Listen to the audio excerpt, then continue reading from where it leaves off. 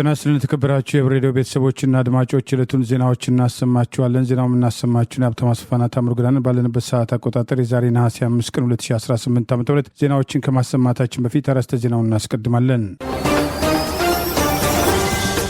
የፋኖ ውጊያ ቀጠና እየሰፋ መምጣት፣ የአየር ኃይል ጄት መከስከስ፣ ድርቁና ስጋቱ፣ ዛሬም በይስሙላው ምክክር ላይ ተቃውሞ፣ መከላከያና የወጣቶቹ ርሸና፣ የኦሮሚያዊ ዘር ጭፍጨፋ፣ ሱሪያና እስራኤል፣ ኮሎምቢያ የሚሉና ሌሎችም ወቅታዊ ዜናዎች ያሉን ዝርዝሩን እንሆ።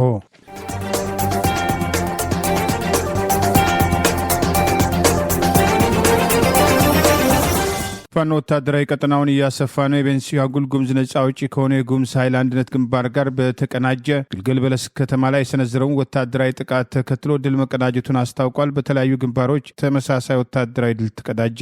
የአማራ ፋኖ ብሔራዊ ንቅናቄ ቴዎድሮስ ዕዝ 105ኛ ኮር 66ኛ ክፍለ ጦር የቤንሻንጉል ጉሙዝ ነጻ አውጪ ከሆነው የጉሙዝ ኃይል አንድነት ግንባር ሰራዊት ጋር ዛሬ ነሐሴ 5 ቀን 2018 ዓ.ም ከንጋቱ 12 ሰዓት ጀምሮ እስከ ጠዋቱ 3 ሰዓት ድረስ በመተከል ዞን ዋና ከተማ በሆነችው ግልገል በለስ ከተማ ላይ በቅንጅት በከባድ መሳሪያ የታገዘ ጥቃት በማድረግ በጠላት ላይ ከፍተኛ ሰብአዊና ቁሳዊ ኪሳራ ማድረሱን ከተማዋን መቆጣጠሩን አስታውቋል። አፋብን ቴዎድሮስ ዕዝ 105ኛ ኮር 66ኛ ክፍለ ጦር ህዝብ ግንኙነት ዛሬ ነሐሴ 5 ቀን 2018 የነበረውን ውጊያ አስታኮ ባወጣው በዚሁ መረጃ የአረመኔው አብይ መራሽ የብልጽግና ስርዓት በኢትዮጵያን ኃይሎች ጥምረት ሊወገድ ጫፍ ደርሶ በጣረሞት እየቃዠ ይገኛል በማለት ያገኘውን ወታደራዊ ድል ወሳኝ መሆኑን ጠቅሷል። ይህ በእንዲህ እንዳለ አፋብን ሸዋ ጠቅላይ ግዛት አሳምነው አፄ ዘርዓ ያዕቆብ አንደኛ ኮር ነጎድጓድ ክፍለ ጦር ካገዛዙ ጥምር ጦር በኩል የተሰነዘረውን የማፈን ሙከራ በመቀልበስ ከፍተኛ ድል በጠላት ላይ መቀዳጀቱን የኮሩ ህዝብ ግንኙነት ዛሬ ነሐሴ 5 ቀን 2018 የነበረውን ውጊያ አስታኮ ባወጣው መረጃ አስታውቋል። የጠላት ኃይል ዛሬ ከማለዳው 12 ሰዓት ጀምሮ በነዋሪ ከተማና በጆሮ አቅጣጫ በመንቀሳቀስ በአፄ ዘርዓ ያዕቆብ አንደኛ ኮር ነጎድጓድ ክፍለ ጦር ላይ ከበባና ማፈን ለመፈጸም እንቅስቃሴ ያደረገ ቢሆንም የክፍለ ጦሩ 2 ሻለቆች በወሰዱት የተቀናጀ ስልታዊ ማጥቃት እርምጃ የጠላትን እቅድ በማክሸፍ ድባቅ መምታታቸውን ገልጿል። ለማጥቃትና ለማፈን የመጣው የጠላት ኃይል በነጎድጓድ ክፍለ ጦር በመልሶ የማጥቃት እርምጃ ከፍተኛ ሰብአዊና ቁሳዊ ኪሳራ ያስተናገደ ሲሆን ለአፈና የመጣው የጠላት ኃይል ከጉዳት የተረፈውን ይዞ ወደ መጣበት ለመፈርጠጥ መገደዱን አፋብን ሸዋ ጠቅላይ ግዛት አሳምነው ህዝብ ግንኙነት መምሪያ አስታውቋል። በተመሳሳይ የአማራ ፋኖ ብሔራዊ ንቅናቄ ወሎ ቤተ አማራ ምኒልክ ዕዝ ህዝብ ግንኙነት መምሪያ ዛሬ ነሐሴ 5 ቀን 2018 ይፋ ባደረገው መረጃ የዕዙ 101ኛ ኮር 35ኛ ክፍለ ጦር በአገዛዙ ስልጣን አስጠባቂ ሰራዊት ላይ ከባድ የደፈጣ ጥቃት ሰንዝሮ ድል መቀዳጀቱን አስታውቋል። ምኒልክ ዕዝ 101ኛ ኮር አሃድ የሆነችው 35ኛ ክፍለ ጦር አንደኛ ሻለቃ በሰሜን ወሎ ዞን ሀብሮ ወረዳ ከውርጌሳ ወደ መርሳ አቅጣጫ በካሶኒ ተሽከርካሪ ተጭኖ ሲጓዝ በነበረ ያገዛዙ ሚሊሻ ላይ ሌላ ከተባለ ቦታ በተወሰደ የደፈጣ ጥቃት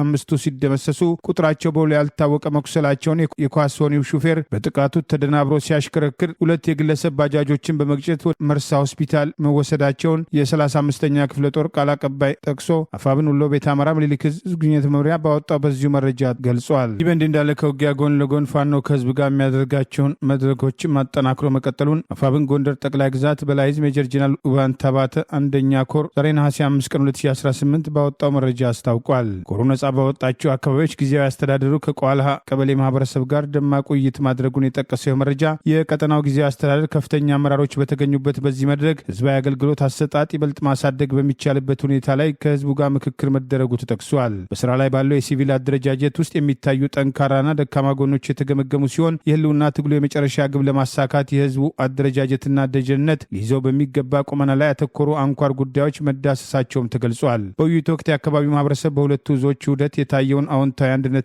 ጠንካራ ቁመና አድንቀው የተፈጠረው ውህደት ለቀጠናው ዘላቂ ሰላምና ፍትህ መረጋገጥ ትልቅ መሰረት መጣሉን የገለጹ ሲሆን በቀጣይም አንድ ጠላት ላይ በመዝመት የጠላትን አከርካሪ ለመስበር ትልቅ አቅም ይፈጥራል በማለት በቀጠና የፋኖ አንድነት ላይ ያላቸውን አስተያየት መስጠታቸውን ይህ መረጃ ጠቅሷል። ህግና ስርዓት ማስከበር የዘላቂ ሰላም መያዣ መሆኑን የጠቀሱ ተሳታፊዎች ፍትህ ለሁሉም የህብረተሰብ ክፍል በኩልነት መዳረስ እንዳለበት አጽንኦት ሰጥተው በቀበሌ የሚታዩ የሲቪል መዋቅር ክፍተቶች በአስቸኳይ በማረም የአካባቢው ሰላምና ደህንነት በአስተማማኝ ሁኔታ ማስከበር እንደሚገባ የጋራ መግባባት ላይ መደረሱን አፋብን ጎንደር ጠቅላይ ግዛት በላይ ዕዝ ህዝብ ግንኙነት መምሪያ ዛሬ ነሐሴ 5 ቀን 2018 ባወጣው በዚሁ መረጃ ጠቅሷል። በራያ አላማጣ ወረዳ መረዋ ቀበሌ ውስጥ በትላንትናው ዕለት በሰው አልባ አውሮፕላን ወይም በድሮን ጥቃት መሰንዘሩ ተገለጸ። ኤኤፍፒ የትግራይ ባለስልጣናትና የሕክምና ምንጮችን ጠቅሶ እንደዘገበው በጥቃቱ አንድ ሴትና 3 ወንዶች ጨምሮም 3 የትግራይ ኃይል አባላትም ቆስለዋልም ብለዋል። የህወሓት ምክትል ሊቀመንበሩ አቶ አማኑኤል አሰፋም እንደተናገሩት የኢትዮጵያ መንግስት በመረዋ የድሮን ጥቃት መፈጸሙን ገልጸው ጥቃቱ የሁለተኛ ደረጃ ትምህርት ቤትን መምታቱን ገልጸዋል። ኤኤፍፒ ግን ይህንን መረጃ በተናጠል ማረጋገጫም አላገኘሁበትም ብሏል። ህወሓትም በላከው መግለጫም ጥቃቱ የትግራይ ኃይሎች ኢላማ ያደረገና ጉዳት ያደረሰ መሆኑን ቢገልጽም ተጨማሪ ዝርዝር መረጃዎችን አላቀረበም። የአላማጣ ሆስፒታል የህክምና ምንጭም ለዜና አውታሩ እንደገለጹትም ከቆሰሉት 4 ታጣቂዎች መካከል 2ቱም ቀዶ ህክምና እንደተደረገላቸውም ገልጸዋል። የአካባቢው ባለስልጣናትና የትግራይ ኃይሎች ዋቢ ያደረገው የቢቢሲም ትግርኛ ዘገባም በበኩሉ የጉዳቱን መጠን ከፍተኛ መሆኑን ገልጾም በግምት 2 ሰዓትም ተኩል ገደማ በአካባቢው በተፈጸመው 3 የድሮን ጥቃቶች 3 የትግራይ ኃይሎች አባላት መገደላቸውና ሌሎችም 7 መቁሰላቸውን ቢቢሲ ትግርኛ ዘግቧል። እንደ ዘገባው ሁለቱ ጥቃቶች አርሚ 26 ተብለው የተጠቀሱት የትግራይ ታጣቂ ኃይሎች አባላት መጠለያ አድርገውት በነበረው የሁለተኛ ደረጃ ትምህርት ቤት ላይ የተፈጸመ ሲሆን ሶስተኛው ጥቃት ደግሞ በአንድ ወንዝ አቅራቢያ ነው ተብሏል። በኢላማዎቹና በጉዳቶቹ መጠን ላይ የሚሰጡ መረጃዎች ተመሳሳይነት የሌላቸው መሆኑን የዘገበው መረጃው የራያ አላማጣ ወረዳ አስተዳዳሪ አቶ ዳንኤል ታምራት ለቢቢሲ ትግርኛ በሰጡት አስተያየት ጥቃቱ ሰላማዊ ሰዎችን ኢላማ ያደረገ ነው፣ ትምህርት ቤት ላይም ጥቃት ተፈጽሟልም ሲሉ ገልጸዋል። የአንድ ሰው ህይወት ማለፉንና 4 ሰዎችም ጉዳት መድረሱን አቶ ዳንኤል ገልጸዋል። የኢትዮጵያ ፌዴራል መንግስት ተፈጸመ በተባለው የድሮን ጥቃት ላይ እስካሁን ድረስ በይፋ የሰጠው አስተያየት ባይኖርም ኤኤፍፒ የኢትዮጵያ መከላከያ ሰራዊት ቃል አቀባይ ለቀረበላቸው የመረጃ ጥያቄ ምላሽ አለመስጠታቸውን በዘገባው ላይ አካቷል። በዚህ እንዳለ ስማቸው እንዳይገለጽ የጠየቁ የተለያዩ የዓይን እማኞች ለዲደብሊው በሰጡትን አስተያየት በተለያዩ አካባቢዎች 4 የድሮን ጥቃቶች መፈጸማቸውን ገልጸው የህወሓት ታጣቂዎች በአህያና በበቅሎም የጦር መሳሪያዎችን ማጓጓዛቸውን በስብሰባ ላይም እንደተቀመጡና ትምህርት ቤቱንም ለሎጂስቲክም ማከማቻም አውለውት ነበርም ብለዋል። ጥቃቱን ተከትሎ ለመንግስት መረጃ ሰጥተዋል የተባሉ በቁጥር ያልተገለጹ የአካባቢው ሰዎች ለእስራት መዳረጋቸውን፣ ጉዳቱን ለመከታተል ማንም ሰው ወደ አካባቢው እንዳይንቀሳቀሱም መደረጋቸውን እነኚሁ እማኞች ገልጸዋል። የአላማጣም ሆስፒታል ከህወሓት ታጣቂዎች በቀር ሌሎች ታካሚዎችም አገልግሎትን መስጠት ማቋረጡን አንድ እማኝ ለሬዲዮ ጣቢያውም ተናግረዋል። በኦሮሚያ ክልል አገዛዙ ሰላማዊ ሰዎችን ለመጨፍጨፍ እያሰማራው የሚገኘው የኢትዮጵያ አየር ኃይል የጦር አውሮፕላን ተመቶ መውደቁን የሚጠቅስ መረጃ ይፋ ሆኗል። የኦነግ ታጣቂዎች በአካባቢው ታይተዋል። በኦሮሚያ ክልል ምስራቅ ሸዋ ዞን ቦራ ወረዳ ጎራ ለማን ቀበሌ ላይ የኢትዮጵያ አየር ኃይል የጦር ጀት ዛሬ መከስከሱ ታውቋል። ዛሬ ከነሐሴ 5 ቀን 2018 ከጠዋቱ 4 ሰዓት ተኩል ላይ የተከሰከሰው የጦር ጀት ጥቃቱ የተሰነዘረው በኦሮሞ ነጻነት ግንባር ኦነግ ታጣቂዎች በተሰነዘረ ጥቃት ተመቶ ነው የተባለ ሲሆን 2 ፓይለቶቹ በፓራሹት ወደ መሬት የወረዱ ሲሆን በአካባቢው የነበረው የአገዛዙ ስልጣን አስጠባቂ ኮማንዶ ሰራዊት ባደረገው ርብርብ ፓይለቶቹን ታድጓል የሚሉ መረጃዎች ይፋ ሆነዋል። የኦነግ ታጣቂዎች ተከስክሶ የወደቀውን የጦር አውሮፕላን ከበው የቪዲዮና የፎቶግራፍ ማስረጃ ይፋ የሆነ ሲሆን አውሮፕላኑ በወደቀበት አካባቢ በርካታ የኦሮሞ ነጻነት ጦር ኃይሎች የተባሉት እነዚህ የኦነግ ታጣቂዎች ተመቶ የወደቀው የጦር ጀት መከላከያ ሰራዊት ሳይነሳ በፍጥነት አካባቢውን ተቆጣጥረው በቪዲዮና በፎቶግራፍ ማስረጃ ማስቀረታቸውን ከአካባቢው የወጣው መረጃ ይገልጻል። የጠቅላይ ሚኒስትር አብይ አህመድ አገዛዝ የአገሪቱን ዳር ድንበር መጠበቅ የነበረበትና ስመ ገናና የሆነው የኢትዮጵያ አየር ኃይልን ስልጣናቸውን ለማስጠበቅ በአማራ ሕዝብ ላይ የከፈቱትን ይፋ ጦርነት ተከትሎ ቀደም ሲል በትግራይ ጦርነትና በኦሮሚያ ክልልም ከኦነግ ጋር ውጊያ እናደርጋለን በሚል በተደጋጋሚ በአየር ኃይል የጦር ጀት፣ ድሮንና ሄሊኮፕተር የሚያደርጉት ጥቃት አየር ኃይሉና ሌሎችም የጦር ክፍሎችን ያዋረደ አገዛዙ ለስልጣን መጠበቂያ ያደረገው ተቋም ከጊዜ ወደ ጊዜ ዋና አዛዡ ሌተናንት ጄኔራል ይልማ መርዳሳ አየር ኃይሉ ዘመናዊ ሆኗል፣ ጠላቶቻችን ላይ የምንወስደው እርምጃ ተጠናክሯል በማለት ሰላማዊ ሰዎች ላይ የሚፈጽሙትን ጭፍጨፋና በጦር ወንጀል ጭምር ሊያስጠይቃቸው የሚገቡ ድርጊቶችን በተደጋጋሚ አሞግሰው መግለጫ መስጠታቸው ሲያስወቅሳቸው እንደነበር አይዘነጋም። በኢትዮጵያ ውስጥ ስር ነቀል ለውጥ እንዲመጣ ከሚፈለግባቸው ምክንያቶች አንዱ የጸጥታ ተቋማት ስልጣን ላይ ካለው ገዢው ፓርቲ በተቃራኒ ህዝብ የሰጣቸውን አደራ የሚወጡበትና በህግና በስርዓት የተቋቋሙበትን ዓላማ ተግባራዊ የሚያደርጉበት ሊሆን እንደሚገባ አየር ኃይሉ በተደጋጋሚ አገዛዙ በአማራ ህዝብ ላይ የከፈተውን ጦርነት ተከትሎ ሰላማዊ ሰላማዊ ሰዎችን የጥቃት ኢላማ ማድረግ በድሮን በጦር ጀቶችና በሄሊኮፕተሮች ጭምር ጤና ጣቢያዎችን፣ ትምህርት ቤቶችና ገበያ ላይ የተሰበሰቡ ነዋሪዎችን ጭምር የጥቃት ኢላማ በማድረግ በርካታ ጭፍጨፋ ከ3 ዓመት በላይ በዘለቀው ጦርነት እያካሄደ ሲሆን ከህዝብ የተሰበሰበ ሀብት እየተደራጀ ያለ ተቋም ህዝብን መልሶ ሊጨፈጭፍ አይገባም፣ ስርዓቱ እስካልተለወጠ ድረስ እርምጃው አደገኛ መሆኑን በተግባር ያሳያል የሚሉ አስተያየቶችም ተከትለው ቀርበዋል። ዛሬ በኦሮሚያ ክልል ምስራቅ ሸዋ ዞን ቦራ ወረዳ ጎራ ለማን ቀበሌ ላይ ከጠዋቱ 4 ሰዓት ተከስክሶ 4 ሰዓት ተኩል የወደቀውን የጦር አውሮፕላን በተመለከተ ገዛዙ አየር ኃይል ዝምታ መርጧል። አየር ኃይሉ በቅርቡ በምስራቅ ወለጋ አማራ ብሔር ተወላጆች ላይ ያነጣጠረ ጥቃት ፋኖን እታገላለሁ በሚል ሽፋን መፈጸሙን ጠቅሰን መዘገባችን አይዘነጋም። የተባበሩት መንግስታት የምግብና የግብርና ድርጅት በእንግሊዝኛው ምህጻረ ቃል ፋኦ ከለፈው ሰኔ እስከ መጪው መስከረም ባለው የዝናብ ወቅትም ሳቢያም ቅድመ እርምጃ ለመውሰድ ያለው ጊዜም እየተቃረበ ባለበት ወቅትም በተፈጥሮ አየር መዛባት ወይም በኤልኒኖ ምክንያት ሊከሰት በሚችለው ድርቅና የጎርፍ አደጋም ለሚጋለጡ 4.66 ሚሊዮን ኢትዮጵያውያን ለመደገፍ የሚያስችለውን 50 ሚሊዮን የአሜሪካን ዶላር ድጋፍም መጠየቁን አስታወቀ። በአየር ንብረት ምክንያት የሚከሰቱና ከግጭት ጋር ተያይዘው የሚመጡ ችግሮችም ተደራርበው ኢትዮጵያም ከኑሮና የምግብ ዋስትና ጋር በተያዙ ከባድ ፈተናዎች ውስጥ እንድትቆይ አድርጓታልም ተብሏል። በተደጋጋሚ የሚከሰተው ድርቅ፣ ጎርፍም፣ ያልተረጋጋም የዝናብ ሁኔታና የመሬት መሸርሸር የግብርና ምርታማነትን ያወረደው መሆኑ የተገለጸም ሲሆን ግጭቶችና ጦርነቶች ደግሞ ገበያና አስፈላጊ አገልግሎቶችን የማግኘት እድልን መገደባቸውም ተገልጿል። ተቋሙ በሪፖርቱ ላይ እንደጠቀሰው ይከሰታል ተብሎ የሚጠበቀው ኤልኒኖ እነዚህን ችግሮች ይበልጥ የሚያባብሳቸው ሲሆን ኤልኒኖ በማዕከላዊ ኢትዮጵያ ሰሜን ምስራቅና ምስራቅ አካባቢዎችም የክረምት ዝናብን እንደ ደቡብ ምስራቅ ባሉ ዝቅተኛ ቦታዎች ላይ ደግሞ ከፍተኛ የጎርፍ አደጋ ሊከሰት ይችላል ሲል ተንብየዋል። ይህም ከሀገራዊ የሰብል ምርት ከ70 በመቶ በላይ የሚሆነውን በክረምት ዝናብ ላይ ጥገኛ በመሆን የግብርና ዘርፍ አደጋ ላይ ከፍተኛ ችግር ይጥላል ሲልም ስጋቱን ገልጿል።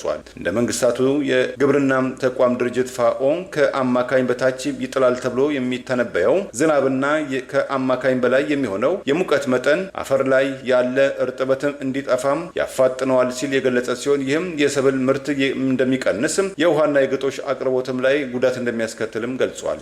ይህም የከብቶች እርባታና መስኖ ላይ እክል የሚፈጥር ሲሆን ጎርፍ ደግሞ መሰረተ ልማቶችና የእርሻ መሬቶችን በማበላሸት ሰዎችን ሊያፈናቅል የምግብ ዋስትናቸውንም ችግር ሊያጋልጠው እንደሚችልም አሳስበዋል። ከ163 በላይ ወረዳዎችና አካባቢዎችም ተጋላጭም ተብለው የተለዩ ሲሆን ከነዚህ ውስጥም 114 ወረዳዎች 9.3 ሚሊዮን ህዝብ የሚኖርባቸው የኢትዮጵያ አደጋና ስጋት ኮሚሽን ቅድመ እርምጃ እንዲወስድባቸው ያሳሰባቸው መሆኑም ታውቋል። ከነዚህ ውስጥም በአፋር፣ በአማራ፣ በሰሜን ሶማሌ፣ በትግራይ የሚገኙ 84 ወረዳዎች በደረጃ 1ና 2 ቅድሚያ የተሰጣቸው መሆኑም ታውቋል። ድርጅቱ ያዘጋጀው የተቀናጀ የምላሽ እቅድ የሚያስካትተው ለቅድመ እርምጃ 2.03 ሚሊዮን ሰዎችን ተጠቃሚ ለማድረግ የአደጋ ጊዜ የእንስሳትም ጤና አገልግሎትን ለመስጠት 4984 ቶን ተጨማሪ መኖ ለማቅረብ እንዲሁም 1330 ቶን በላይ ድርቅን መቋቋም የሚችሉ ዘሮችንና 3107 ቶን ማዳበሪያዎችን ለማካፈል መታቀዱንም አስታውቋል። ከአገዛዙ ጋር በመለጠፍ በአማራ ህዝብን መካዱ ወቀሳ የሚቀርብበት አብን ጭምር የስሙላ ምክክሩን ተከትሎ ከሂደቱ ረግጬ እወጣለሁ በሚል የአዲስ አበባን ጉዳይ ጨምሮ በምክክር ሂደቱ የሚነሱ ጉዳዮችና ተአማኒነት በሌለው መንገድ እየተወሰዱ ያሉ እርምጃዎችን ተቃውሞ ለኮሚሽኑ ደብዳቤ አስገባ። በአማራ ህዝብ ላይ ጦርነት ያወጀውን አገዛዝ ስልጣን ላይ ወጡ ጥቂት የአማራ ብሔራዊ ንቅናቄ አብን አመራሮች በመደገፍ የአገዛዙ ተለጣፊ በመሆን የአማራ ህዝብን በመካዳቸው ወቀሳ ቀረበባቸው ሲሆን በይስሙ ለሀገራዊ ምክክር ኮሚሽን ውስጥ እየተሳተፉ መገኘታቸው ሲያስወቅሳቸው የነበረ ሲሆን አጠቃላይ ሂደቱ ላይ ማስተካከያ ካልተደረገ ተአማኒነት የለውም፣ ረግጠን እንወጣለን የሚል ለኮሚሽኑ ጠንከር ያለ ደብዳቤ አስገብተዋል። የሂደቱ አጠቃላይ ተአማኒነት ላይ ከፍተኛ ስጋት እንዳለው የጠቀሰው አብን ኮሚሽኑ የተሳታፊዎች ምርጫና ምደባ የኢትዮጵያን የክልል የማህበረሰብ የብሔረሰብና የተቋም ተወካዩን ተመጣጣኝነት ለማረጋገጥ በኮታ ስርዓት ላይ እንደተመሰረተ መግለጹን አስታውሶ ነገር ግን ይህ መርህ በተግባር በምን መልኩ እንደተተገበረ ግልጽ አይደለም፣ አይደለም። በተለይም በፌዴራል ከተሞች በሀገር ግንባታና በመንግስት መዋቅር ዙሪያ ባሉ ወሳኝ ቴክኒክ ቡድኖች የሚታየው ያልተመጣጠነ ውክልና ጥያቄ ያስነሳል ሲል ተቃውሞውን ገልጿል። የፌዴራል ከተሞች ቴማቲክ ቡድን አፋጣኝ ማብራሪያ የሚፈልግ ጉዳይ ነው ያለው አብን የፌዴራል ከተሞች የስራ ቡድን ጉባኤ ሂደቱ ታማኒነት የሚፈትን ዋና ማሳያ ሆኖ ቀጥሏል። ስለዚህ ኮሚሽኑ በአፋጣኝ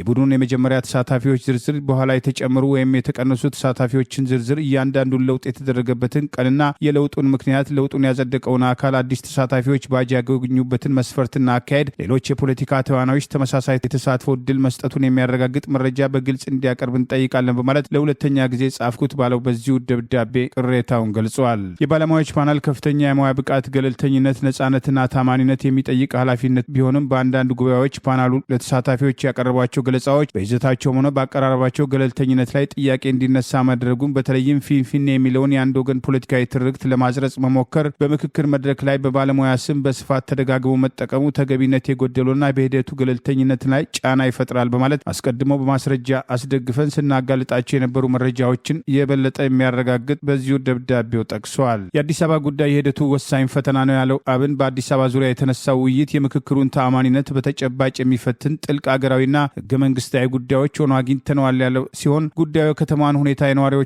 መብትና ደህንነት፣ የመንግስት መዋቅርን፣ የፌዴራል መንግስትና በክልሎች መካከል ያለውን ግንኙነት፣ መዲናዋ እንደ ጋራ አገራዊ ተቋም የሚኖራት ሚና የሚመለከት መሆኑን ጠቅሶ የአዲስ አበባ ከተማ ጉዳይ የኢትዮጵያ ህዝቦች የአንድነትና ሉዓላዊነት መገለጫ መሆኗን በህግ እውቅና አግኝቶ የሚጸናበት ወይንም አዲስ ሀገራዊ ውጥረት የሚፈጠርበት አጀንዳ ሆኖ አግኝተነዋል ሲል ገልጿል። በጉዳዩ ላይ የተለያዩና በጥልቅ የሚቃረኑ አቋሞች በነጻነት ሊቀርቡ ሊሞገቱና ሊደመጡ ሲገባ ይልቁንም አንድ ወገን በተደራጀ የቁጥር ብልጫ ሌላውን በሚደፈጥጥበት የድምፅ ውድድር ሊስተናገድ አይገባም ሲል ተቃውሞውን ገልጿል። የአዲስ አበባን አጀንዳ ከዚህ በላይ ለማስኬድ መሞክሩ ሀገራችን ካለችበት ችግር የባሰ ውጥረት ውስጥ የሚከት በመሆኑ በአስቸኳይ ንግግሩ እንዲቆምና አጀንዳውን እንዲያርፍ እንዲደረግ እናሳስባለን ያለው አብን በዚህ አጀንዳ ላይ ወደ ድምፅ መስጠት መግባት ለታሪካዊ ስህተት ስለሚዳርግ ፓርቲያችን አይቀበለውም ሲል ገልጿል። አገራዊ ምክክር የፖለቲካ ህጋዊነት ማስረገጫ መሳሪያ ሊሆን አይችልም ያለው አብን በዚሁ ሰፋ ያለ ደብዳቤ የጠቀሳቸው ጉድለቶች ተነጣጥሎ የሚታዩ ተራ የአሰራር ግድፈቶች አለመሆናቸውን ጠቅሶ ይልቁንም የምክክሩ ውጤት የአንድን ፍላጎት ማስፈጸሚያ የማድረግ ሁኔታ ስላለና በጥቅሉ የኮሚሽኑ ዓላማ የሚቃረን ብሎም የሂደቱን አቅጣጫና ታማኒነት አደጋ ላይ የሚጥል ስለሆነ ከሁሉም በላይ ቀድሞ የተወሰነ የፖለቲካ አቅጣጫን በሀገራዊ ምክክር ውጤት ስም ለማቅረብ መሞከርና የምክክሩን ተአማኒነት ስም እንደ ሽፋን መጠቀም መቆም አለበት። የሀገራዊ ምክክር ታሪካዊና ህጋዊ ተቀባይነት የሚረጋገጠው ተሳታፊዎች፣ ደንቦች፣ ሂደቶችና ውጤቶች በግልጽ መርህ በፍትሐዊነትና በታማኒነት መንገድ ሲመሩ ብቻ ነው በማለት በአፋጣኝ ይጠይቃል ያላቸውን ጥያቄዎች አቅርበው ይህ ተግባራዊ የማይደረግ ከሆነ ከሂደቱ ሊወጣ እንደሚችል የመጨረሻ ያለውን የአቋም ማሳሰቢያ በዚሁ ሰፋ ባለ ደብዳቤ አቅርበዋል። ኮሚሽኑ የተነሱ ስጋቶችን በችልታ ከማለፍ ይልቅ ቆም ብሎ ሂደቱን እንዲመረምር፣ እንዲያስተካክልና ሁሉም ኢትዮጵያውያንን እምነትን የሚመልስበት ሁኔታ እንዲፈጠር እንዲሁም እውነተኛውን ሀገራዊ ምክክር እንዲመርጥ ድርጅታችን ለመጨረሻ ጊዜ በጥብቅ ያሳስባል በማለት ዛሬ ነሐሴ 5 ቀን 2018 ዓ.ም በአማራ ሕዝብ ላይ ጦርነት ተከፍቶ በርካታ የህሊናና የፖለቲካ እስረኞች እያሉ የይስሙላ ምክክር ሊደረግ አይገባም የሚለውን በመቃወም በሂደቱ ሲሳተፍ የቆየው አብን ባወጣው መግለጫ ተቃውሞውን ገልጿል። የኦሮሞ ብልጽግና ፓርቲ አጀንዳዬን አስፈጽማለሁ ብሎ ለይስሙላ ያደራጀው ምክክር ኮሚሽን ላይ አዳዲስ ተሳታፊዎች እንዲገቡ በባለሙያ ስም የሚደረጉ ገለጻዎች ይህንኑ ፍላጎት የሚያሳኩ መሆናቸውን በተደጋጋሚ ስንዘግብ መቆየታችን አይዘነጋም። በጉራጌ ዞን በአሽጌ ወረዳ ከተሳፈሩት አውቶቡስ ላይ ወርደው አማራ በመሆናቸው ፋኖ ተብለው የተረሸኑት ወጣቶች የተገደሉት በሌላ ታጣቂ ሳይሆን በአገዛዙ ስልጣን አስጠባቂ መከላከያ ሰራዊት አባላት መሆኑን የሚጠቅስ ተጨማሪ መረጃ ወጣ።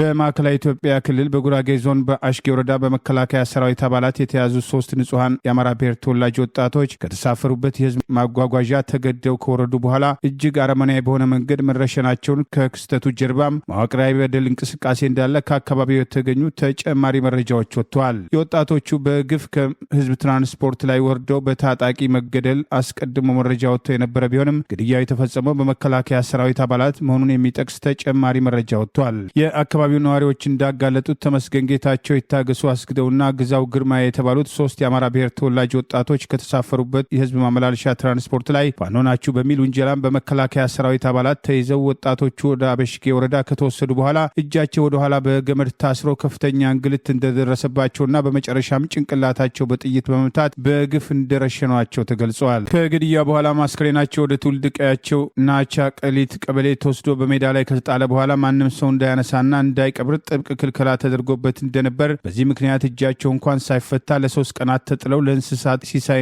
እንዲሆኑ የተደረገ ሲሆን የጥይት ምት በፈጠረው ከባድ ጉዳት ምክንያት የአስክሬኖቹ ገጽታ ሙሉ በሙሉ መበላሸቱን፣ ማንነታቸውን ለመለየት እጅግ አስቸጋሪ እንደነበርም ገልጸዋል። የዞኑ አጠቃላይ ፖለቲካና የጸጥታ ሁኔታ በተመለከተ የተገኙት ተጨባጭ መረጃዎችን ጭምር ይፋ በሆነበት በዚሁ መረጃ የ6 ዓመቱ ኮማንድ ፖስት አገዛዝ የጉራጌ ዞን በመደበኛ ሕግ ሳይሆን ላለፉት 6 ዓመታት በኮማንድ ፖስት ስር የሚመራ በመሆኑ የዜጎች በነጻነት የመንቀሳቀስና በህይወት የመኖር መብት አደጋ ላይ መውደቁንም ጭምር ነዋሪዎች ያጋለጡት መረጃ ይፋ አድርጓል። በአካባቢው የተቀናጀ አፈና ይፈጸም እንደነበር ያስታወሰው መረጃ በሽጌ ወረዳ ከ1977 ዓ.ም ሰፈራ ጀምሮ ቁጥራቸው ቀላል የማይባል የአማራና የከምባታ ብሔር ተወላጆች በሰላም በሚኖሩበት አካባቢ ሲሆን ነገር ግን ወረዳው ከኦሮሚያ ክልል ኖኖ አካባቢ ጋር በሚዋሰንበት አቅጣጫ አገዛዙ ሽፋን የሚሰጠው ሸኔ በሚል የሚጠራው ኃይል እዚያ በሚገኙ የአማራ ብሔር ተወላጆች ላይ ተደጋጋሚ ጥቃት ሲፈጽም እንደነበር የሚያስታውሱ ወገኖች ይህንን ተከትሎ የማዕከላዊ ክልል ኮማንድ ፖስትና የኦሮሚያ ክልል መዋቅሮች በጋራ እንስራለን በሚል ሽፋን መዋቅራዊ አፈናና ግፍ በአካባቢው ላይ በማካሄድ ላይ እንደሚገኙ ተገልጿል። በጉራጌና በአማራ ብሔር ተወላጆች መካከል ያለውን ስር የሰደደ ጥብቅ ወዳጅነት ለዘመናት በመዋደድና በመከባበር አብሮ መጽናቱን ሁለቱም ማህበረሰቦች የስርዓቱ የጥቃት ሰለባ በመሆናቸው በወጣቶቹ ላይ የተፈጸመው ድርጊት በርካታ ህዝብን ያስቆጣ መሆኑ ተገልጿል። አሰቃቂ ተግባሩ በአገዛዙ የጸጥታ መዋቅር የተቀነባበረና በህዝቦች መካከል ጠላትነትና ቁርሾ ለመዝራት የታለመ ቢሆንም የህዝቦች ወንድማማችነት የሚያናጋ እንዳልሆነና ድርጊቱ የተፈጸመው ድንበር መጠበቅ ያለበት መከላከያ ሰራዊት በአማራ ማንነታቸው ሳቢያ ዜጎችን ለይቶ የረሸነበት ግልጽ የዘር ማጥፋት እርምጃና የጦር ወንጀል ሲሆን በጉራጌ ህዝብ ላይ የሚያካሂደውን በደል ሳያቆም ህዝቡን በፌዴራል መንግስት የጦርነት አጀንዳ ውስጥ ለመክተት ጭምር በአካባቢው እየተቀሰቀሰ መሆኑን ይኸው መረጃ ገልጿል። የአማራ ህዝብ በየሄደበት ከመገደል ስርዓት ወለድ የሆነውን የዘር ማጥፋት እርምጃ ለመቃወም በሚችለው ሁሉ ስርዓቱን ታግሎ ለመጣል ሊንቀሳቀስ እንደሚገባና አማራነት ወንጀል ሆኖ በየቦታው የሚያስገድልበት ስርዓት እስኪገረሰስ ድረስ ዋናው ከሚያደርገው እንቅስቃሴ ውጭ ከአማራ ክልል ውጭ ያለውም ኃይል ህልውናው አደጋ ውስጥ መውደቁን በመገንዘብ የትግሉ አጋር እንዲሆን አንዳንዶች በወጣቶቹ ላይ የተፈጸመውን የግፍ ርሸና ተከትሎ ጥሪ እስከ ማቅረብ ደርሰዋል። አዲስ አበባ ላይ ኢትዮጵያ እየመከረች ነው የሚለው አገዛዝ ዜጎችን በማንነት ሳቢያ ለይቶ እየረሸነ በአማራ ህዝብ ላይ ግልጽ ጦርነት አውጆ ተጨማሪ ጦርነት ለመክፈት የሚያደርገው ዝግጅት ስርዓቱ እስካለ ድረስ ጥቃቱም ጦርነቱም ግድያውም ሊቀጥል እንደሚችል በስጋት ተነስቷል። በቀድሞው የኢትዮጵያው ፕሬዝዳንት ኮሎኔል መንግስቱ ኃይለማርያም የስልጣን ዘመን ጸረ ደርግ አቋም ያላቸው ግለሰቦችና ተቃዋሚዎችን በመሰለል ለአገዛዙም በመጠቆም ያሳሰሩም ያስገረፉ የተባሉ ኢትዮጵያዊ ዜጋም በካናዳ ውስጥ ጥገኝነትም የመጠየቅ መብታቸውን ፍርድ ቤት ወሰነ። ናሽናል ፖስትም ከቶሮንቶ እንደዘገበው ማስረሻም ዘውዱ ወደ ካናዳም የዛሬ 22 ዓመት በስደተኝነት በመምጣትም እንደ ፈረንጆቹ አቆጣጠር በ2017 የቋሚ መኖሪያ ፍቃድ ሲጠይቁ የኢሚግሬሽን ባለስልጣናት ባደረጉት ምርመራ አቶ ማስረሻ በደርግ ዘመን ተፈጽሟል በተባሉ ወንጀሎች በመሳተፍ ይህም የኢሰብአዊ ድርጊት በካናዳ ሕግም ከአገር የሚያስባርር ሆኖም ተገኝቷልን በማለትም ሞግተዋል። እንደ ፈረንጆቹ አቆጣጠር በ1989 በ17 ዓመታቸው ጀምሮ በቀበሌ አባልነት በኃይል በመመልመል ለ2 ዓመታትም ጸረ መንግስት አቋም ያላቸው የተባሉ ግለሰቦችና የወቅቱ የህወሓትና የኤርትራን ታጣቂ ቡድን ሻዕቢያን ተጠርጣሪ አባላትን በመጠቆም ለስራት ለምርመራም ለግርፋት እንዲዳረጉ አድርጓል የተባሉት አቶ ማስረሻም ዘውዱ እንደ ኤሮፓ አቆጣጠር በ2008 ወደ ኢትዮጵያ በመለስም ኢህአዴግ መራሹ መንግስትም ሊገድለኝ ይችላል፣ ህይወቴም በአደጋ ውስጥ ይወድቃል የሚል ስጋት አዘል አስተያየት በመስጠታቸው በካናዳ ውስጥ የስደተኝነት ጥበቃ እንዲተፈቀደላቸው ተመልክቷል። ዛሬ ላይ የ54 ዓመትን አዛውንት የሆኑት አቶ ማስረሻም በወቅቱ በግዴታ የቀበሌ አባል እንደሆኑ መገደዳቸውን በኢህአዴግም ዘመን መታሰራቸውን ለሰብአዊ መብትም ተሟጋችነት ያደረጉትም ተጋድሎ የራሳቸውን እውነተኛ ማንነት ገላጭ መሆኑን ከግንዛቤ ውስጥ በመክተትም በካናዳ ውስጥ የጥገኝነት መብታቸውን እንዲከበር ሲሉም ጥያቄ ማቅረባቸውን ጋዜጣው አትቷል። የአመልካች አቶ ማስረሻን ጉዳይ የተመለከቱት ዳኛ ጆን ኖሪስም አቶ ማስረሻም የቀበሌ አባልነት የነበሩበት የልጅነት ጊዜያቸውን የአሁናዊ ቤተሰብም ጤንነትና አጠቃላይ ሁኔታን ከግንዛቤ ውስጥ በመክተትም የካናዳ የኢሚግሬሽን ባለስልጣናት በአቶ ማስረሻ ላይ ያቀረቡት የመከራከሪያ ሐሳብም ሚዛን አይደፋም በማለትም አቶ ማስረሻ በካናዳ ውስጥ እንዲኖሩ የሚያስችላቸውን ውሳኔ ዳኛው ጆን ማስተላለፋቸውን ጋዜጣው አትቷል። በኦሮሚያ ክልል በወለጋ በአማራ ብሔር ተወላጆች ላይ ያነጣጠረ ጥቃት ከትላንት እስከ ዛሬ ተጠናክሮ መቀጠሉን የሚጠቅስ መረጃ ይፋ ሆኗል። በአገዛዙ ስልጣን አስጠባቂ ሰራዊት አባላት ታፍነው የነበሩ መምህር ተገለው ለአውሬ መሰጠታቸው ተገለጸ። በኦሮሚያ ክልል ምስራቅ ወለጋ ዞን አንገር ጉተን መንደር 04፣ መንደር 03፣ መንደር 12፣ መንደር 02፣ መንደር 14 እና ሌሊ ተክለ ሃይማኖት ሆሩ ጉድሩ ወለጋ ዞን አቤ ደንጎሮ ወረዳ ከመንደር 15 እስከ ቱሉ ጋና ከተማና አካባቢው ከትላንት ነሐሴ 4 ቀን 2018 ማለዳ ጀምሮ እስከ ዛሬ ነሐሴ 5 ቀን 2018 ዓ.ም የአማራ ብሔር ተወላጆች ላይ ያነጣጠረ ጥቃት በሰፊው እየተፈጸመ መሆኑን ከአካባቢው የወጣው መረጃ ይገልጻል። በዚህ ጥቃት ነፍሰ ጡር ሴቶች፣ መጫት እናቶች ከነጨቅላ ህጻናት ልጆቻቸውና በርካታ ንጹሃን ዜጎች የአገዛዙ ስልጣን አስጠባቂ ጦር ከኦሮሚያ ልዩ ኃይልና የተለያዩ አደረጃጀቶች ጋር ግንባር ፈጥረው ቤት ለቤት ጭምር እየዞሩ ጭፍጨፋ እየፈጸሙ ሲሆን ይህንን ጭፍጨፋ ዓለም አቀፍ የሰብአዊ መብት ተሟጋቾች መገናኛ ብዙሃን ለጉዳዩ ትኩረት ሰጥተው እንዲከታተሉ ጥሪ ቀርበዋል። ፋኖ በአካባቢው በህዝብ ላይ የሚፈጸመውን ጥቃት ለመከላከል ከአገዛዙ ጋር ሰሞኑን ያደረገውን ውጊያ ተከትሎ ሽንፈት የደረሰበት አገዛዝ ሰላማዊ ሰዎችን የጥቃት ኢላማ በማድረግ የዘር ጭፍጨፋ እየፈጸመ ሲሆን ይህ ጭፍጨፋ ከኦሮሚያ ልዩ ኃይል የአካባቢ ሚሊሻዎችና ጋሰና ሲርና በሚል ካደራጇቸው ወጣቶች በተጨማሪ በቀጥታ ያገዛዙ ስልጣን አስጠባቂ ሰራዊት ጭምር ግንባር ፈጥሮ እየተፈጸመ መሆኑን ለጉዳዩ ሰፊ ትኩረት እንዲሰጥ ከአካባቢው ተጨማሪ ጥሪ ቀርበዋል። ይህ በእንዲህ እንዳለ የ64 ዓመቱ አዛውንት መምህር በአገዛዙ ስልጣን አስጠባቂ ሰራዊት አባላት ታፍነው ከተወሰዱ በኋላ ተገለው ጫካ ለአውሬ አስክሬናቸው መሰጠቱን የአማራ ፋኖ ብሔራዊ ንቅናቄ የሴቶች ጉዳይ አመራር አንዷ አይና አዲሱ አለልኝ ባጋራችው መረጃ ገልጻለች። በማቻከል ወረዳ አማሪ የወበሽ ቀበሌ እምቡሊት ትምህርት ቤት የሚያስተምሩት የ64 ዓመት አዛውንት መምህር ዘለቀው ቤ መጋቢት 21 ቀን 2018 ሰኞ እሳቸውንና አንድ ሌላ መምህር የአይናችሁ ቀለም አላማረንም በሚል የፋኖ ደጋፊ ናችሁ በሚል ተልካሻ ምክንያት ከቤታቸው በር ላይ በልጆቻቸው ፊት በሚሊሻ ሲደበደቡ ከቆዩ በኋላ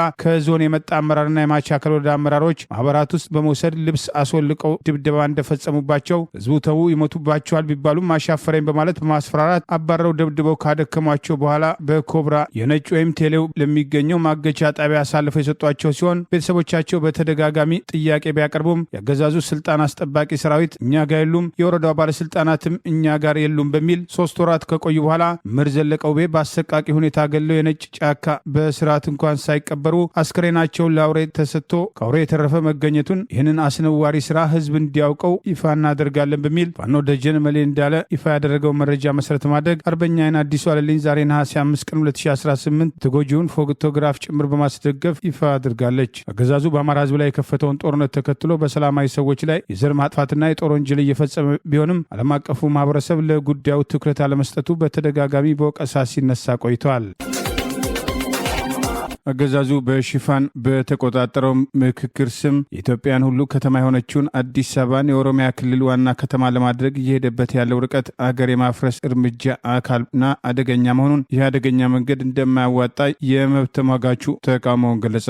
በኢትዮጵያ በአገሪቱ የተነሱ የእርስ በርስ ጦርነቶች እንዲቆሙ፣ ሁሉም የህሊናና የፖለቲካ እስረኞች እንዲፈቱ፣ ከገዢው ብልጽግና ፓርቲ ቁጥጥር ውጪ ሁሉን አቀፍ ምክክርና ብሔራዊ ውይይት ሊደረግ የሚችልባቸው ሁኔታዎች እንዲፈጠሩ የይስሙላ ምክክሩ ተቀባይነት እንደሌለው በተደጋጋሚ በአደባባይ ሲገልጽ የቆየው የቀድሞ ኢትዮጵያ የመብት ተሟጋቾች ስብስብ ዋና ዳይሬክተር ያሬድ ኃይለማርያም ብልጽግና በምክክር ስም ለመራኮቻነት ያዘጋጃት ከተማ በማለት የ130 ሚሊዮን ኢትዮጵያን ዋና ከተማ የሆነችውን አዲስ አበባ በምክክር ሽፋን ወደ ኦሮሚያ ክልል ለማድረግ የሚደረግ እንቅስቃሴ አገር የማፍረስ እርምጃ አካል መሆኑን በተቃውሞ ገልጿል። በይስሙላ ምክክሩ ላይ አዲስ አበባን ዋና አጀንዳ መደረጉን አስታኮ ላለመጻፍ ወስኖ እንደነበር የጠቀሰው የመብት ተሟጋቹ ተከታታይ ጥያቄዎች የቀረቡለት መሆኑን ተከትሎ ዝምታ የመረጠው በዚህ የምስልና የተለጠፈ የብልጽግና ብሔራዊ ምክክር የአዲስ አበባ የባለቤትነት አጀንዳ እንዲጦዝ የተፈለገው የህዝብን ትኩረት ለመበታተንና ሌሎች ቁልፍ የሆኑ አገራዊ አጀንዳዎች ላይ ትኩረት እንዳይደረግ አቅጣጫ ለማስቀየር ታልሞ ነው የሚል እምነት ስላለኝ ነው በማለት አስተያየቱን አስፍሮ ለማንኛውም አዲስ አበባ የማናት የሚል ጥያቄ አንስቶ የሚፋጠጥ የተለየ ሀሳብ የሰነዘሩ ተሳታፊዎችን በደህንነት የሚያዋክብና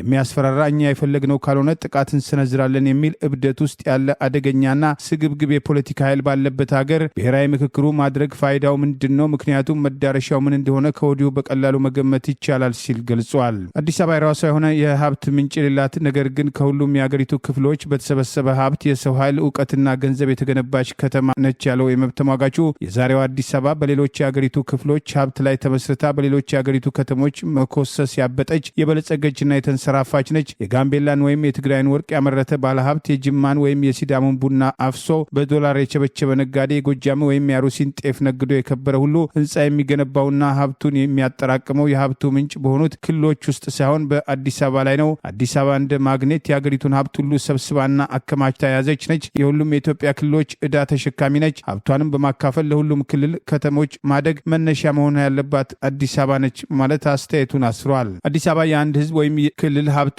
ግዛትም ልትሆን አትችልም። አዲስ አበባ የ130 ሚሊዮን ህዝብ ሳይሆን የአፍሪካም ሀብት ነች። ትልቋና የሁሉም የሆነችው አዲስ አበባን መንደር ለማድረግ የአንድ ክልል ንብረት ለማድረግ የሚደረጉ መሯሯጦች ሆኑ ፍጥጫዎች መዘዛቸው ብዙ ነው። ሁሉም ክልሎች የአዲስ አበባ የባለቤትነት ድርሻ ላይ እኩል መብት ነው ያላቸው። በአዲስ አበባ ዙሪያ የሚኖሩ የኦሮሞ አርሶ አደሮች በከተማዋ መስፋፋት ጋር ተያይዞ ይሁን በከተማዋ በሚወገዱ ቆሻሻዎች ምክንያት ለሚደርስባቸው ማናቸውም ጉዳት ሁሉ ተገቢው ጥበቃ፣ የመካካሻ ተመጣጣኝ ካሳና ጥቅማ ጥቅሞች ሊከበርላቸው ይገባል። እዚህ ላይ ያለው ህገ መንግስት ግልጽ ስላልሆነ በደንብ ጥናት ላይ የተመሰረተ ማሻሻያ ይፈልጋል። ከዛ መለስ አንድ ኦሮሞ፣ አንድ ትግራዋይ፣ አንድ አማራ፣ አንድ አፋር፣ አንድ ሱማሌ፣ አንድ የጋምቤላ ሰው፣ አንድ ወላይታ፣ አንድ ሲዳማ፣ አንድ ጋሞ ከሌላኛው ኢትዮጵያ የበለጠ ወይም ያነሰ በአዲስ አበባ ባለቤትነት ላይ ይሁን ተጠቃሚነት ላይ መብት ሊኖረው አይችልም፣ አይገባም ሲል የመብት ተሟጋቹ ተቃውሞውን ገልጿል። አዲስ አበባ 130 ሚሊዮን የኢትዮጵያ ህዝብ አንጡራ ሀብት የተከማቸባትና የኢትዮጵያን ሁሉ ዋና ከተማ ነች። የአንድ ክልል የኦሮሚያ ክልል ዋና ከተማ ልትሆን አትችልም፣ አይገባብም። ይህ ሊሆን የሚችለው አገሪቱን ለመበታተን ሁሉም ኢትዮጵያ የተስማማ ማለት ነው። ያኔም ቢሆን የሀብት ክፍፍሉ ላይ ሲደርስ አብሮ መኖር እንደሚሻለን እንረዳ ይሆናል በማለት አገዛዙ እየሄደበት ያለውን አደገኛ እርምጃ ተቃውሟል። ይህ በእንዲህ እንዳለ አዲስ አበባን የኦሮሚያ ክልል እናደርጋለን በሚል አገር ለማፍረስ እየተንቀሳቀሰ የሚገኘው በጠቅላይ ሚኒስትሩ የሚመራው ቡድን በምክክር ሽፋን ያዋቀረውና በሱ ቁጥጥር ስር ያለውን ሂደት ተከትሎ የሚነሱ ሀሳቦች ጠቅላይ ሚኒስትሩ ብቻቸውን ሮጠው ያሸነፉበትን የይስሙላ ምርጫ ተከትሎ በሚቋቋመው ፓርላማ ይጸድቃል መባሉም ይህም አደገኛ አካሄድ ነው የሚሉ ተቃውሞዎች ከወዲሁ መነሳት ጀምረዋል። በሽራሮና በአካባቢው በተፈጸመ የሰው አልባ አውሮፕላን ወይም ድሮን ጥቃት በደርዘን የሚቆጠሩ ሰዎች የተገደሉ ሲሆን ከ30 በላይ የሚሆኑት ደግሞ በከተማው መድኃኔዓለም ቤተክርስቲያን መቀበራቸውን የዓይን ምስክሮችን እማኝ በማድረግ ቅድሚያ ለሰብአዊ መብቶች ኢትዮጵያ የተባለው ተቋም ገለጸ። ተቋሙ በላከው አዲስ የምርመራ ሪፖርት በፌዴራል መንግስቱና በትግራይ ኃይሎች መካከል የሚታየው ወታደራዊ ፖለቲካዊ ውጥረት በአደገኛ ሁኔታ እየተባባሰ ይገኛልን ብሏል። ካለፈው ሐምሌ እስከ ነሐሴ 2026 የአውሮፓ አቆጣጠር ባካሄደው ክትትል መሰረት በክልሉ እየተካሄደ ያለው የግዳጅ ወታደራዊ ምልመላ፣ የወታደራዊ ኃይል ማሰባሰብ እና በነሐሴ 1 2026 በሸሪና አካባቢ የተከሰተው ጦርነት ግጭት ሁኔታ ወደ ሰፊ ጦርነት ሊያሸጋግረው የሚችል አደገኛ አመላካች ነው ብሎታል። ከዚህ ጎን ለጎን ህዝባዊ ወያነ ሓርነት ህወሓት በ2020 የዛሬ 6 ዓመት ተመርጦ የነበረውን ነገር ግን በደቡብ አፍሪካው በፕሪቶሪያ ሰላም ስምምነት ፈርሶ የነበረውን ምክር ቤት እንደገና ማቋቋሙና የክልሉንም አስፈጻሚ አካል ማዋቀሩ ከፌዴራል መንግስቱ ጋር ያለውን ግንኙነት ያወሳሰበው ሲሆን በሁለቱም ወገኖችም ስር ባሉ መገናኛ ብዙሃን የሚሰራጩት የግጭት ትርክቶችም ጠባጫሪ ንግግሮችም ከዛሬ 6 ዓመት የትግራይ ጦርነት ዋዜማ ጋር የሚመሳሰል አዝማሚያ አለውም ሲል ስጋቱን ገልጿል። በሪፖርቱ መሰረት ወደ ትግራይ የሚገቡ አስፈላጊ ቁሶች ላይ የተጣለው ገደብ የሰብአዊ ሁኔታውን ያባባሰው ሲሆን በክልሉ የወጣውን የህዝብ ህልውና ደህንነትን መጠበቅ አዋጅ ቁጥር 366 ህዝባር 2026 ተከትሎም የብዙዎች ነጻነት እንደተገፈፈም አመልክቷል። በዚህም በመቀለም ከተማ የግዳጅ ወታደራዊ ምልመላን በመቃወማቸው ከ10 በላይ እናቶች መታሰራቸውን የልዩ ሕክምና ባለሙያውም ዶክተር አለም ሀጎስም፣ ጋዜጠኛ ታአም አለሙ፣ የማህበራዊ ሚዲያም ተንታኙ ማዕረግም አማረ እንዲሁም የትግራይ ነጻነት ፓርቲ አባላትና አመራሮችም በቁጥጥር ስር እንደሚገኙም ገልጿል። በሌላ በኩል በአዲስ አበባ የቀድሞው የሰላም ሚኒስትር ዴታው አቶ ታዬ ደንዳአም፣ ጠበቃም አቶ አበራ ንጉሱ፣ የኢሃፓም የህዝብ ግንኙነት ኃላፊው ይስሐቅ ወልዳይ እና የፓርቲው አባል አቶ አበበም አካሉ በፌዴራል ፖሊስ ተይዘው በአዲስ አበባ ሜክሲኮ የእስር ማዕከል መታሰራቸውን ሪፖርቱም ገልጿል። ቅድሚያ ለሰብአዊ መብቶች ሁኔታውን ከቁጥጥር ውጪ ሳይወጡ ምክረ ሀሳብ ያላቸውን ነጥቦችን የዘረዘረ ሲሆን የትግራይ ክልል ባለስልጣናት የፌዴራል መንግስቱ በሰላማዊ መንገድ አስተያየታቸውን በመግለጻቸው ብቻ ያሰሯቸውን ጋዜጠኞችም ምሁራንና ዜጎችን በአስቸኳይ እንዲፈቱም የታሰሩ ሰዎችን በ48 ሰዓታት ውስጥ በፍርድ ቤት እንዲቀርቡና የፍትሃዊ ሂደትም መብታቸው እንዲረጋገጥላቸው ሁለቱም ወገኖች ከጦርነት ቀስቀሳም ተቆጥበው ችግሮቻቸውን በክብ ጠረጴዛ ዙሪያም በሰላማዊ ውይይት እንዲፈቱ ሲልም አሳስቧል። ፕሬዚዳንት ዶናልድ ትራምፕ ለህፃናት የሚሰጡ ክትባቶች ብዛት መቀነስ የሚያስችል ትዕዛዝ ፈርመዋል። ክትባቶችን መሰረት አድርጎ ለኦቲዝም ያጋልጣል የሚል ሰፊ ቅሬታ ሲነሳ የነበረ ሲሆን በግልጽ የተቀመጠ ምክንያት ባይኖርም ክትባቶቹ እንዲቀነሱ አዲሱ ትዕዛዝ ተግባራዊ ይሆናል ተብለዋል። የአሜሪካ ፕሬዚዳንት ዶናልድ ትራምፕ ለህፃናት የሚሰጡ ክትባቶችን ብዛት የሚቀንስ እንዲሁም በአንድ ክትባት ይሰጡ የነበሩትን የጆሮ ደግፍ፣ የኩፍኝና የጉድፍ መከላከያዎች MMR ለየብቻ እንዲሰጡ የሚመክር ፕሬዚዳንታዊ ትዕዛዝ ፈርመዋል። ከ10 ዓመታት በፊት የተወለዱ ህጻናት የተወሰዱት ክትባት ዛሬ ከሚያስፈልጋቸው በጣም ጥቂት ነው ያሉት ፕሬዚዳንት ትራምፕ በዚያን ጊዜ ሰዎች የተሻለ ጤናማ እንደነበሩና አሁን የሚታየው ከፍተኛ የኦቲዝም ችግር እንዳልነበርም ገልጸዋል። ፕሬዚዳንቱ MMR ክትባቶች ደህንነት ላይ ያላቸውን ጥርጣሬ ለረጅም ጊዜ ሲገልጹ መቆየታቸውን፣ በርካታ ጥናቶች ግን ክትባቶቹ ከአእምሮ እድገት ውስንነት ጋር የሚያገናኛቸው ነገር እንደሌለ ያመለከቱ ቢሆንም ሆኖም ፕሬዚዳንት ትራምፕ ለህጻናት የሚሰጠው ክትባት ቁጥር ከነበረውና በአሜሪካ ፔዲስትሪያቲክስ አካዳሚ AAP ከሚመከረው 18 ወደ 11 ዝቅ እንዲል መክረዋል። ፕሬዚዳንት ዶናልድ ትራምፕ ትናንት ይፋ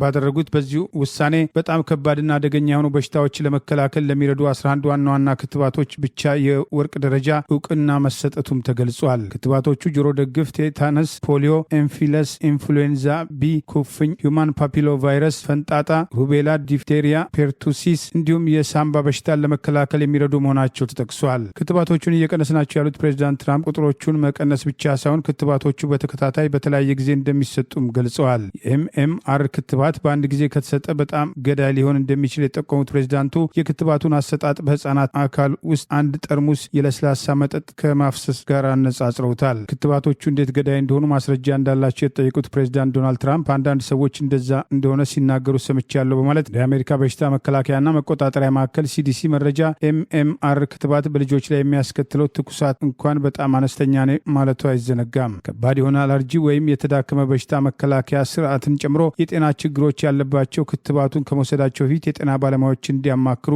እንደሚነገራቸው ማዕከሉ MMR ክትባት የወሰዱ አብዛኞቹ ሰዎች ከክትባቱ ጋር በተያያዘ የገጠማቸው ችግር እንደሌለ የጠቀሰ ቢሆንም ክትባቱን መውሰድ በኩፍኝ፣ በጆሮ ደግፍ ወይም በጉድፍ ከመያዝ የተሻለ እንደሆነ ጠቅሷል። በአንድ ላይ ይሰጡ የነበሩት ክትባቶች ተነጣጥሎ በ3 ክትባት ለየብቻ መስጠቱ የሚያስገኘው ጥቅም እንዳለ የሚያሳይ ምንም አይነት ሳይንሳዊ መረጃ እንደሌለ CDC በበኩሉ አመልክቷል። ይልቁኑ በክትባቶቹ መሃል የሚፈጠረው የጊዜ ክፍተት ህጻናቱ በበሽታ እንዲያዙ ሊያደርግ ወይም በተደጋጋሚ ክትባቶች ምክንያት ቀጠሯቸውን ሊያሳልፉ እንደሚችሉ ባለሙያዎች መናገራቸውን የፕሬዚዳንት ዶናልድ ትራምፕ አስተዳደር የጤናና ሰዎች አገልግሎት ሚኒስትር ሮበርት F. ኬኔዲ ጁኒየር በበኩላቸው የታቀደው ለውጥ በወላጆች ምርጫ የሚሰጥ እንጂ ህጻናት ክትባት እንዳያገኙ ለማድረግ ያለም አይደለም በማለት አስተያየታቸውን ሰጥተዋል። አሜሪካዊ የጤና ሚኒስትር ሮበርት F. ኬኔዲ በተሾመ ወቅት ለኦቲዝም ምክንያት የሆኑ ጉዳዮችን መርምረው ይፋ ያደርጋሉ በሚል ፕሬዚዳንት ዶናልድ ትራምፕ ተናግረው የነበረ ቢሆንም እስከ አዲሱ ውሳኔ ድረስ በጉዳዩ ላይ የተሰጠ ግልጽ ምላሽ ባይኖርም ፕሬዚዳንቱ ለህጻናት የሚሰጡ ክትባቶች ብዛት ለመቀነስ የሚያስችለውን ትዕዛዝ መፈረማቸው በጉዳዩ ላይ ትኩረት መስጠታቸውን ያሳያል ተብሏል።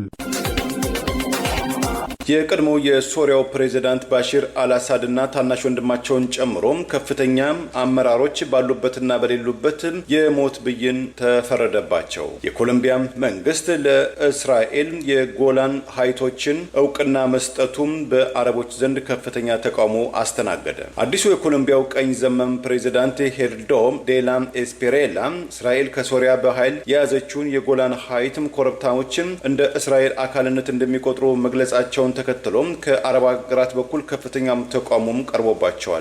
የቀድሞው የኮሎምቢያው ፕሬዚዳንት ጉስቶ ፔትሮ አገዛዝ እስራኤል በፍልስጤም ጋዛ ሰርጥም በወሰደችው አንዳንድ ወገኖች የዘር ማጥፋት ባሉትም ኦፕሬሽን ምክንያት ኮሎምቢያም ከእስራኤል ጋር የነበራትን የቆየ ዲፕሎማሲያዊ ግንኙነትም ባለፈው ግንቦትም በፈረንጆቹ ሜይ 2024 የዛሬ 2 ዓመት ማቋረጧም ይታወሳል። ከእስራኤል መንግስት ጋር አዲስ ዲፕሎማሲያዊ ግንኙነት ለመፍጠር በእንቅስቃሴ ላይ መሆኑ የተነገረው አዲሱ የኮሎምቢያ መንግስትም እስራኤል በኃይል ያዘቻቸውን የጎላን ኮረብቶችን የእስራኤል ግዛት አካል የማድረግ እውቅና ለመስጠት መወጠኑም በአረብ ሀገራት መካከል ከፍተኛ ተቃውሞና ቁጣም አስከትሏል። የሶሪያም የውጭ ጉዳይ ሚኒስትር ዛሬ ባወጣው መግለጫ ኮሎምቢያ በትላንትናው ዕለት የጎላን ኮረብቶችን የእስራኤል አካል አድርጎ መወሰኗ እንደ ፈረንጆች አቆጣጠር በ1981 የተባበሩት መንግስታት ያወጣውን የሉዓላዊነት ቻርተርን የሚዳፈር የሚጻረር በማለትም በጽኑ አውግዞታል። 1800 ስኩዌር ኪሎ ሜትር ስፋት ያለው በደቡባዊ ምስራቅም ሶሪያ አካባቢ የሚገኘው ለምናም ቁልፍም ኮረብታማ የሆነው የጎላን ሀይትም እስራኤል በስድስቱ ቀን ጦርነትም በፈረንጆቹ ሰኔ 1967 አብዛኛውን ክፍልን እስራኤል የተቆጣጠረችው ሲሆን ዳግም በ1981 በኃይል መያዟ ወይም አኔክሴሽን ማድረጓም ይታወሳል። እንደ ሶሪያ የውጭ ጉዳይ ሚኒስትር መግለጫ የጎላን ኮረብቶችም ማንነትን በተመለከተም የዛሬ 2 ዓመት ላይ 97 ሀገራትም የሶሪያ ግዛት መሆኑን እንደሚያምኑ አውስቶም ይህ አሃዝ ባለፈው ዓመትም ቁጥሩ ወደ 123 ከፍ ብሏልም በማለትም በመግለጫው ላይ ጠቅሷል። ከሶሪያ ጋር በተያዘም ዜና በሰብአዊ መብትም ጥሰት የተወነጀሉትም የቀድሞው የአገሪቱ ፕሬዝዳንት ባሽር አልአሳድ እና 8 የቀድሞ ከፍተኛ ባለስልጣናት በሞት ቅጣት እንዲቀጡ የአገሪቱ ፍርድ ቤትም ደማስቆ ውስጥም ዛሬ ውሳኔ አስተላልፈዋል። የመከላከያ አመራር የነበሩት የፕሬዝዳንቱም ታናሽ ወንድም ብዙዎችም የደማስቆ ከተማ ነፍሰ በላው ወይም ቡቸር ኦፍ ደማስቆ በማለት በሚጠሯቸው በአሁኑ ወቅት ወንድማቸው ከፕሬዝዳንት አሳር ጋር በሞስኮ እንደሚገኙ የተነገረው ማሂር አልአሳድን ጨምሮ አገዛዙን ላለፉት 24 ዓመታት የመሩት ባለስልጣናቱም የተወሰኑት በሌሉበትም ገሚሶቹ በግንባር ቀርበው የሞት ቅጣት መበየናቸውን ታውቋል። ለዛሬ ያሉን ዜናዎች እነዚህ ናቸው። ዜናውን ስታደምጡ ለቆያችሁ የህብር ሬዲዮ ቤተሰቦችና አድማጮች ምስጋናችን ይድረሳችሁ። የህብር ሬዲዮ ኦፊሻል ዩቲዩብ ቻናላችንን ሰብስክራይብ ያላደረጋችሁ ሰብስክራይብ በማድረግ በተጨማሪም የደውል ምልክቱን በመጫን የህብር ሬዲዮ ቤተሰብ እንድትቀላቀሉ በአክብሮት እንጋብዛለን። የህብር ሬዲዮ ቤተሰቦች ፕሮግራሞቻችንን ላይክ በማድረግ ሼር በማድረግ አስተያየቶቻችሁን በመስጠት አብሮነታችሁን እንድትገልጹ በአክብሮት እንጠይቃለን። በድጋሚ እናመሰግናለን። ጤና ይስጥልን። ቸር እንቆይ።